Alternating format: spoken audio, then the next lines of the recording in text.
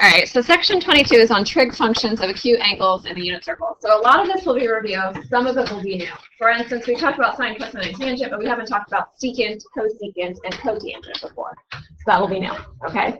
But a lot of it will be kind of familiar to you. It won't be that bad. So it says in geometry, you learn about trig ratios and right triangles. We always use the word SOHCAHTOA to remember the trig ratios. So if you remember, whenever you have your angle, the angle across the triangle from it is called the opposite. Right, your angle has to be an acute angle because you can't talk about the hypotenuse being the opposite. Okay, so it's one of the two acute angles. So if I have sine of theta, remember it's going to be opposite over hypotenuse. That's the SO part, like the SOHCAHTOA. All right, and then cosine is going to be adjacent over hypotenuse. And tangent is going to be opposite over adjacent. Do you guys all remember that from Algebra 2? Heads nodding, yes, we're good. All right, well, cosecant, secant, and cotangent, we did not talk about in Algebra 2. So if I have cosecant, it is going to be the reciprocal of whatever sine is. So if you look at the original, sine was opposite over hypotenuse. So if you have the reciprocal of that, it's going to be hypotenuse over opposite.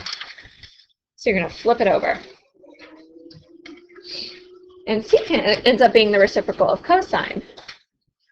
So if you have adjacent over hypotenuse for cosine, then it's going to be hypotenuse over adjacent for secant.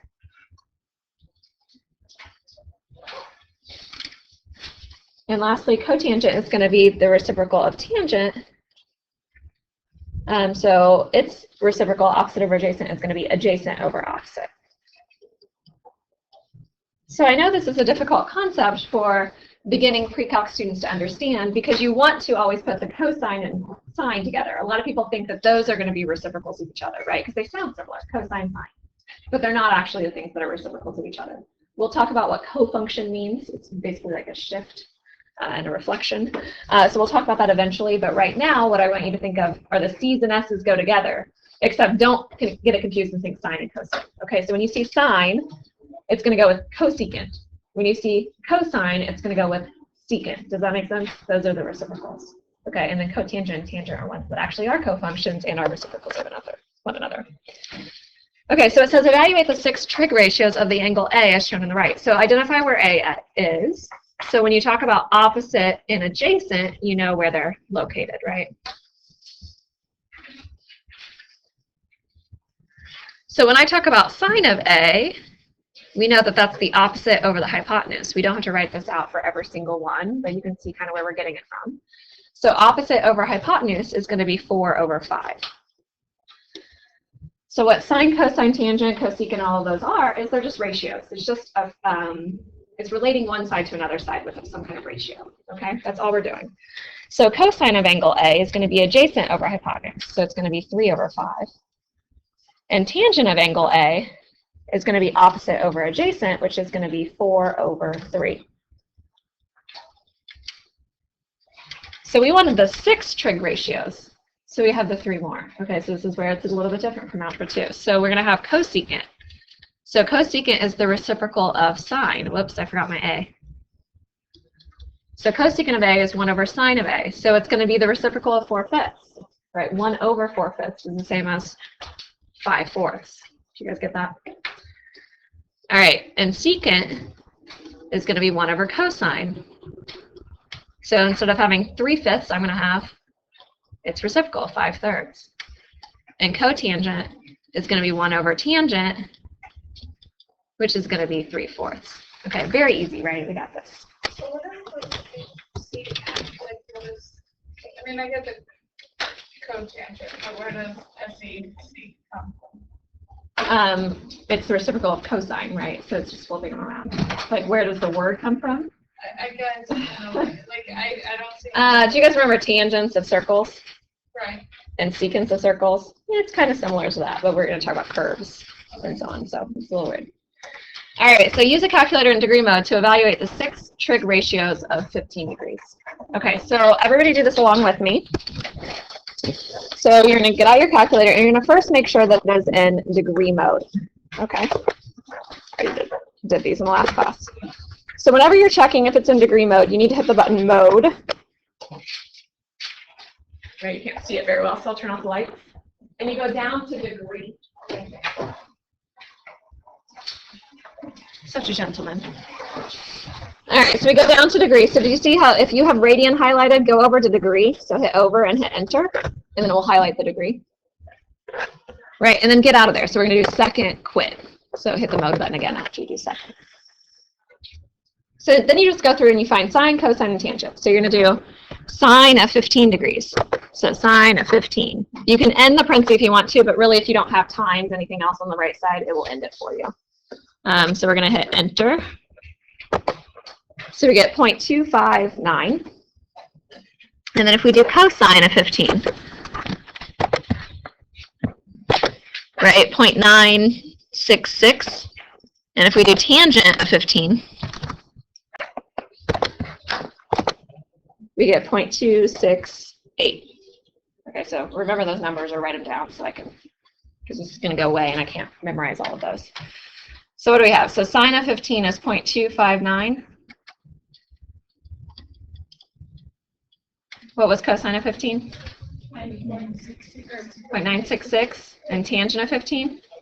0.268. All right, thank you. I know, don't you wish you could do that on your own paper? Yeah. All right, so now we want to find the other ones. Now this is the biggest mistake that a beginning pre-calc students will do. Okay, so if you want to find cosecant of 15, we know that it is 1 over sine of 15, right? So what students will want to do is they will try to put in, here, I'll go and hit it. They'll do secant, and then the inverse sign, that thing, sine to the -1. Because they're like, oh, x to the -1 is 1 over x, right? But that is not what inverse sine means. So if you remember from Algebra 2, we used inverse sine when we were trying to find the angle, right? We were trying to solve an angle. It's basically like the inverse function, like f and f inverse. They aren't just reciprocals of one another, right? So we cannot use that button. So clear that out. We don't want that. So if I want cosecant of 15, I actually have to do 1 divided by sine of 15. So it's annoying, but not bad. So we get 3.864. Okay, so if I wanted to do secant of 15, then I actually have to do 1 over cosine of 15.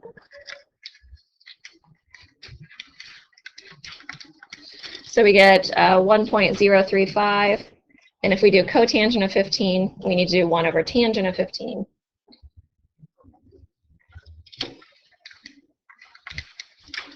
Which is 3.732. Did you guys get all those values? Good. All right, so quickly reviewing 30, 60, 90 triangles. Do you remember those? Right? So the way we did it when we did 30, 60, 90 triangles, we did like n is across from 30 degrees. And then across from 60 degrees was n root 3. And then across from the 90 was 2n. Right? And I told you guys in Algebra 2, if you're trying to remember which one's the 2n and the n root 3, think of expanding it, right? Do you guys see how this whole distance here would be 2n then? It's like it's equilateral triangle then. So if that helps you to think about it, you can do that. All right, and then on the other one, so if we have 45, 45, 90, if we have n and n, then we have n root 2, exactly. So do you guys all feel pretty comfortable with those? You have done as much geometry now, geometry, Algebra 2, and Precalc. So you should feel pretty comfortable. All right, so when we have this little table, it's kind of annoying filling out the table, but it's all right. So it says use the special right triangles to evaluate the 6 trig ratios. Okay, these are all ratios. Okay, so if you have a 30, 60, 90 triangle, right, I'll go and draw it here, and you have n root 3, and 2n. What's going to happen is if I want sine of 30 degrees,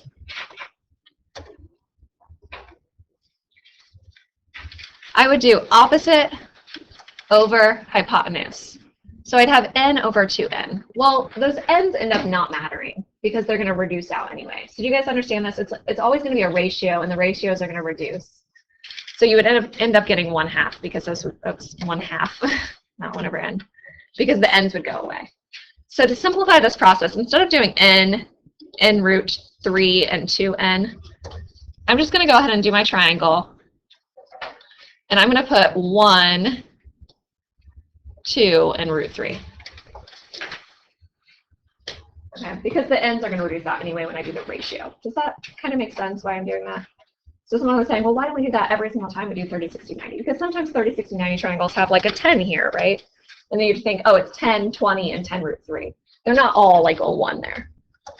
Okay, but we're simplifying the process. So when I have sine of 30 degrees, I'm doing opposite over hypotenuse, and I'm getting 1/2. And if I do cosine of 30 degrees, I'm doing adjacent over hypotenuse. So my adjacent is root 3. So I get root 3 over 2. So tangent is going to be opposite over adjacent. This is where it kind of gets annoying, because you have 1 over root 3. Now, some of you guys are going to be pros at this. You're going to be able to rationalize this very quickly. You're going to be really good at this. Some of you guys are going to have trouble rationalizing. Do you guys remember, we can't leave a square root on the bottom, right? So we multiply by root 3 over root 3. So most people can kind of do this in their head. So when we do that, we get root 3 over 3. Do you guys see that? That's really like the common form that we'll see. All right, and then cosecant is the reciprocal of sine. So look at sine. I have 1/2. What's its reciprocal? 2, right? It's 1 divided by 1/2, which is 2. What about secant? That's where it gets annoying again, because now we have 2 over root 3. It's like, oh, I have to rationalize again. Can you guys do it in your head? Yeah, exactly. You end up getting 2 root 3 over 3. And then cotangent is the reciprocal of 1 over root 3. That's the easiest way to look at it. 1 over root 3, if I flip it, root 3. Okay, so let's use the same triangle, but let's talk about 60 degrees. So now the 60 degrees is my angle. So then I have opposite is root 3, adjacent is 1, and hypotenuse is 2, right? We're using the same triangle, just a different angle as our starting point. All right, so if I have 60 degrees, opposite over adjacent is going to be root 3 over 2, right? Opposite over hypotenuse. I said adjacent. Okay, and then cosine is going to be adjacent over hypotenuse, which is 1 over 2. And then tangent is going to be opposite over adjacent, which is root 3 over 1, so just root 3. And then cosecant is the reciprocal of sine. So if I have 2 over root 3, do you remember what that was? We just wrote it. When we rationalize, 2 root 3 over 3. And then secant is the reciprocal of cosine. Well, 1 over 1/2, right? The reciprocal of 1/2 is 2. And then cotangent is going to be the reciprocal of tangent, which we had root 3. So it's going to be 1 over root 3, which we found earlier as root 3 over 3. So all of the values are the same. They're just in different locations. So like sine and cosine switched, right? Does it make sense why they would switch? Yeah. All right, and then 45. So if we draw our 45, 45, 90 triangle, then again, instead of doing n, n, and n root 2, I'm just going to do 1, 1, and root 2. Because the ends would cancel out anyway. All right, so if I have sine of theta, it's going to be opposite over hypotenuse. So it's 1 over root 2. Can you guys do that in your head and rationalize? Root 2 over 2. Did you guys see that? Okay, the next one, same idea. It's 1 over root 2. So it's root 2 over 2. Tangent, opposite over adjacent, what does it become? 1 over 1, right, is 1. Cosecant is the reciprocal of 1 over root 2. Well, doesn't that make it easy if you leave it as 1 over root 2 and take the reciprocal? Yeah, it's just root 2. Same for secant, root 2. And then cotangent, what's the reciprocal of 1? 1. So we're done. Okay, so I know they're annoying, but they're only annoying because they're rationalizing. Ugh, not fun. Once we get in calculus, we actually don't even care. I shouldn't care in pre-calc, but it's a lot of memorizing in pre-calc, so you should probably know. All right, so solving a triangle. So it says find the lengths of all 3 sides and measures of 3 angles when only some of the quantities are known. So we did this last year. So we're going to solve a right triangle using SOHCAHTOA, using Pythagorean theorem, using the triangle sum theorem. So the triangle sum theorem just says if you have 3 angles in a triangle, they just add to be 180. Pretty easy. The Pythagorean theorem says if you have a right triangle, with C being the hypotenuse, and A and B being the 2 legs, then a squared plus b squared equals c squared. You've used these a million times. So this part should be kind of review. So you can solve a triangle if you have 2 side lengths, or if you have a side length and an acute angle of measure. You could not solve a right triangle if you just have 2 angles. Like if I have 60 and 30, I know nothing about that triangle. I know it's a 30, 60, 90, but I don't know any of the sides. How big is it? Is it this big? Right? Is it the little one? We don't know. So you can't solve the triangle if you don't have at least one side. All right, so number one, so find the side length x of the right triangle shown on the right. So we identify the angle that we're given. And we think about, do I have opposite, adjacent, hypotenuse? What do I have? So I have adjacent and I have hypotenuse. So if I think about SOHCAHTOA, I want to use the one that has adjacent and hypotenuse. I want to use the cosine. So I'm going to set it up as cosine of 50 degrees equals adjacent over hypotenuse, like that. And I multiply over, so I can put it all into my calculator once. So I find 10 times cosine of 50. So we end up getting 6.428. Okay? And that should make sense. If you get something that's bigger than the hypotenuse, you probably did something wrong, right? The hypotenuse is the biggest side. Okay, so I got like 64.28. That's not right. All right, so measure of angle A on the next one. So if I'm trying to find this angle, I can use anything. I have all three that are given to me. So I can use opposite, adjacent, or hypotenuse adjacent. It doesn't matter, right? So let's set it up with sine. So sine of angle A equals opposite over hypotenuse, so 5 over 13. So this is where if I want to solve for A, I can't just like divide out by sine. We don't do that. Okay, that's when we use our inverse sine. So we do A equals inverse sine of 5 over 13. Do you guys all kind of remember that from last year? Yeah.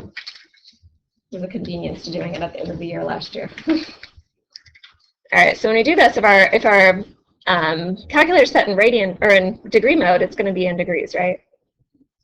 Let's do 20. So 22.620 degrees. All right, on this next one, I wanted to solve the triangle, but I made a little typo. This should be an A here. Is that bothering you? Yeah.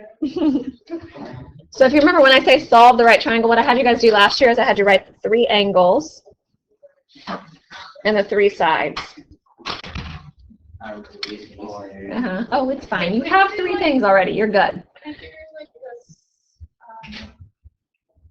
Law of sines, law of cosines. Yeah. You can, but this is a right angle. So if you have right triangles, just do SOHCAHTOA.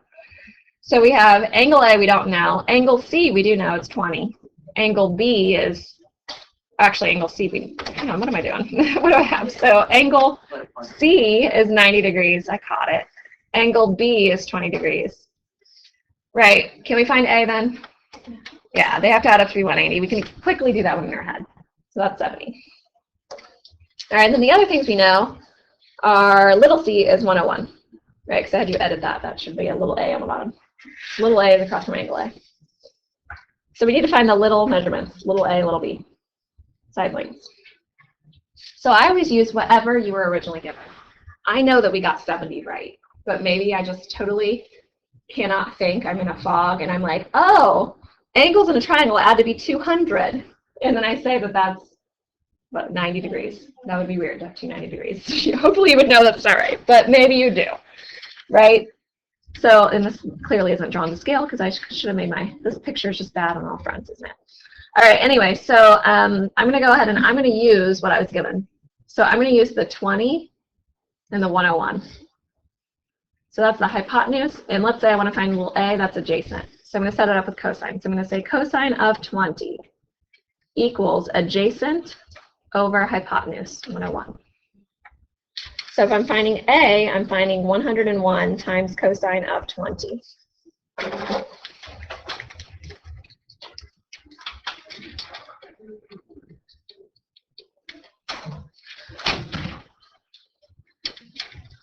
So I get 94.909. All right, now if I want to find little b, then what I should do is I should use the same 2 things I started with, the 20 and the 101, okay? So I'm going to do opposite and hypotenuse. So I'm going to have sine of angle B, so 20, equals opposite over hypotenuse, 101. So I have 101 times sine of 20 equals B.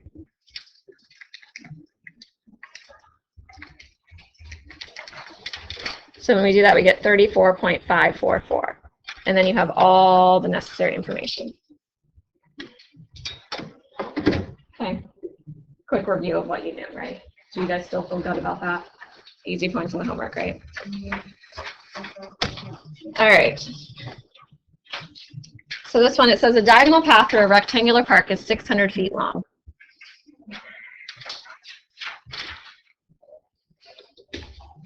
One side of the park is 350 feet.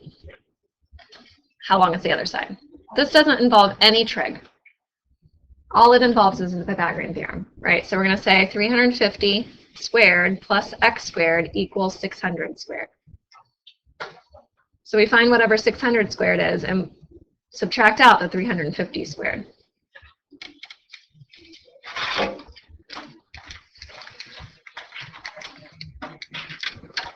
So we get 237,500. But don't forget, we need to take the square root. So we get 487.340.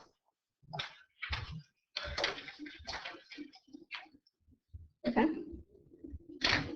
So the next question says, well, what angle does the diagonal path make with the side whose length you just found?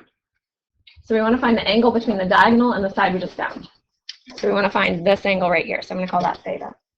Does that make sense? Here's the side we just found. Here's the diagonal. All right. Nope, because they weren't the same, right? It wasn't like 350 and 350. All right, so if we want to find that angle, we're going to use SOHCAHTOA, but we want to use the side that we had originally, because what if we got part A wrong, right? We don't want to use that for our next answer. So if possible, we're going to use the 600 and the 350 to find it. So we have opposite and hypotenuse. So we're going to say sine of theta equals opposite over hypotenuse. So we solve. So we have theta equals inverse sine of opposite over hypotenuse. So I would just go ahead and do that all in your calculator all at once.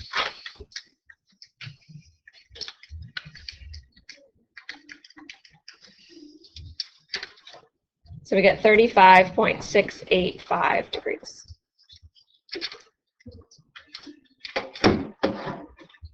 That making sense?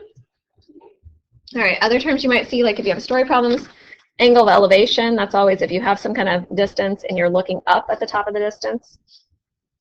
That's your angle of elevation.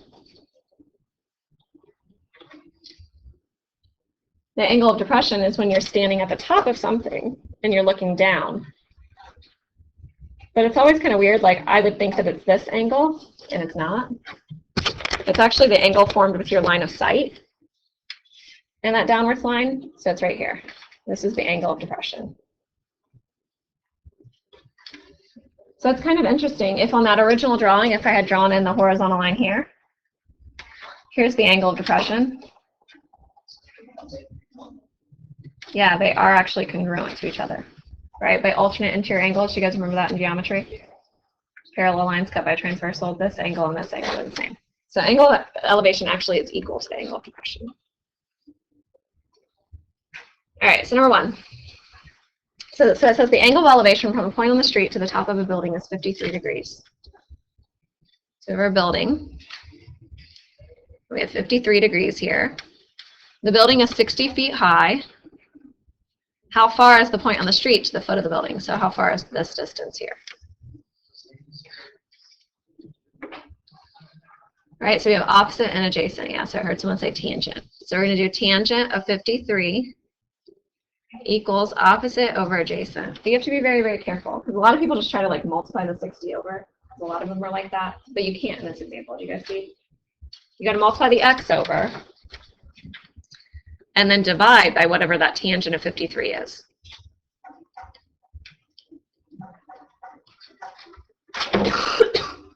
So we find it all together. 60 divided by tangent of 53. So we get 45.213 feet. All right. Okay, so that should all kind of be reviewed. That was a very, very quick review of a lot of things we did last year. All right, so let's go back to the unit circle. Okay, so the unit circle has an equation of x squared plus y squared equals 1. The reason is because it has a center at 0, 0, right? That's your h and k. And your radius is 1. Do you guys remember the equation of a circle? So that's why it's like that. All right, so any point that we're talking about, like if I have 60 degrees, I have a little triangle there, and I have the x-coordinate and I have the y-coordinate. If you talk about this being 1 here, and you try to compute, let's say, x, then you would do adjacent over hypotenuse. So you'd have cosine of 60 degrees equals adjacent, whatever the x value is, over hypotenuse. And you would end up solving for x. So x would end up being cosine of 60. That ends up being 1/2. You can do it in your calculator. Cosine of 60 is 1/2. Okay, so the cosine is the same as the x value of that point. I know it's very like zoomed in, but can you guys see it on your paper? And the y value ends up being the sine value. So every single coordinate going around, if you really know your unit circle, you will know the cosine and sine of all of those angles, because it's really set up so that you have the cosine of theta and then the sine of theta. So you have the x value and then the y value.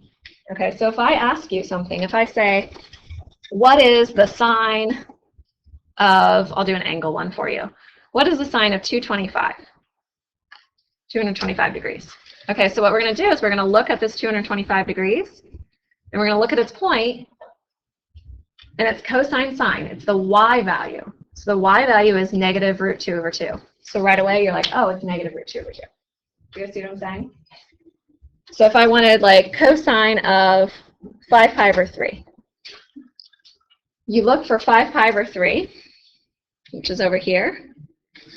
You look at the x and y coordinates, right? Cosine is going to be the x coordinate. So what is the x coordinate of that graph? Of that point, I mean? 1/2. Does that make sense? So right away you get on all of them. What if I wanted, what if I wanted tangent? So let's say I had tangent of 30 degrees. Well, tangent we know is sine over the cosine.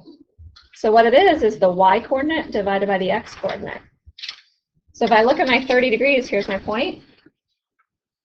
I would take my 1/2 and I divide by root 3 over 2.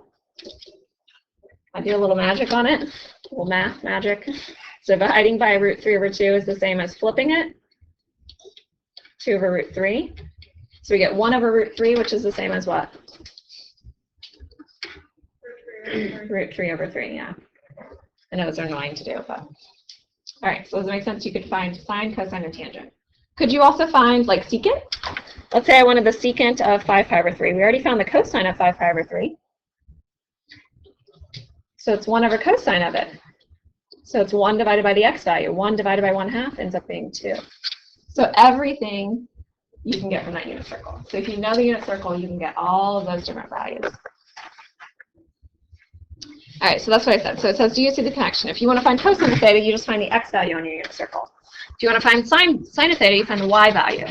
Tangent of theta is sine divided by cosine, so it's the y value divided by the x value. The unit circle makes things very, very simple if you have it completely memorized. So I cannot emphasize enough how important this is for the rest of pre-calc and for AP Calc. Like, you should have that unit circle memorized. Do most of you guys still have it memorized from last year anyway? Kind of. All right, so kind of using the unit circle, these should be thetas, these little boxes. So it says if let theta be an angle and P be the point on the unit circle corresponding to that angle. Then if you have the trig ratios, sine ends up being the y value of your point, cosine is the x value, tangent is the y value divided by the x value. Because remember, it's sine over cosine. Cosecant is 1 over sine, so it's 1 over the y value. Secant is 1 over cosine, so it's 1 over the x value. And cotangent is 1 over tangent, which tangent was sine over cosine, so it ends up being cosine over sine. It's the reciprocal of tangent. So it's x over y. Okay, so if you know the points, then you can do this very quickly. So I'm not going to look at the unit circle. Every single time I'm going to do a quick little sketch of the circle. Not the whole thing. That would be ridiculous. So if I have theta equals pi over 4, what I typically do is I draw a little tiny circle, and I'm like, oh, where's pi over 4? Do you guys all know where pi over 4 is in your head? It's right here, right? Halfway between that first quadrant. Okay? Can you think about the x value and the y value? Do you have that memorized? The one where they're the same. Yeah, it's the root 2s. So root 2 over 2s. So it's root 2 over 2 comma root 2 over 2. So the x and the y are going to be our cosine and our sine, right? It's alphabetical order, x, y, cosine, sine. So if I want sine of theta, it's just root 2 over 2. It's the y value. Cosine is going to be root 2 over 2. Tangent is sine divided by cosine. Well, what is root 2 over 2 divided by root 2 over 2? 1, right? Same thing over itself, 1. Cosecant, I always hated this one, because it's 1 divided by root 2 over 2. So you really got to mess around with it. So it's going to be the reciprocal of root 2 over 2, which is 2 over root 2. We multiply by root 2 over root 2. Yeah, those root 2 times root 2 becomes 2. It cancels with a 2. So it becomes root 2. Do you guys remember why? Because root 2 over 2 is really 1 over root 2. We just rationalized it. You guys remember when we did the little chart over here? Oh, going way back.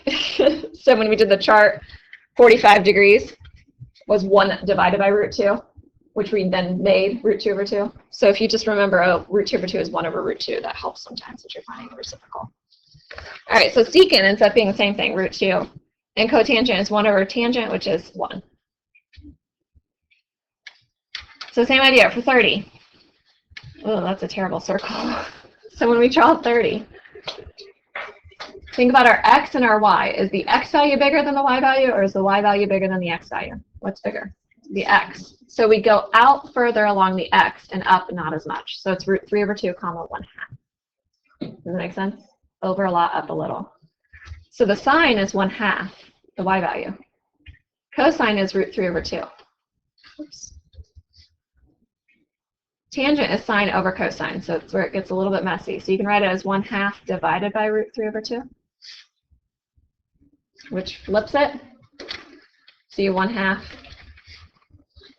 run out of room, times 2 over root 3. So we get 1 over root 3. What's that become? Yeah, root 3 over 3. See, I told you some of you guys would be very good at this. It's okay if it takes you a while to rationalize. I get it. All right, cosecant is the reciprocal of sine. Well, what was sine? 1/2. So what's its reciprocal? 2. The next one is 2 over root 3, which is the same as 2 root 3 over 3, if you rationalize. And cotangent is going to be, we had 1 over root 3 at one point.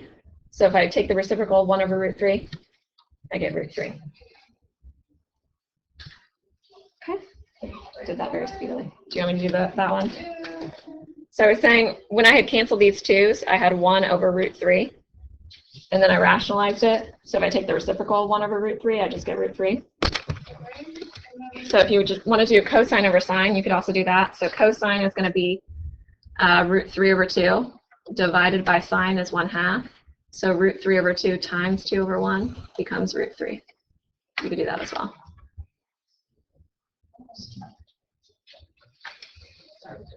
I thought I had a couple more minutes. All right, so we'll finish this section up next time. I would definitely start your homework, though, because you have a lot of problems. So looking at your pre-calc due dates,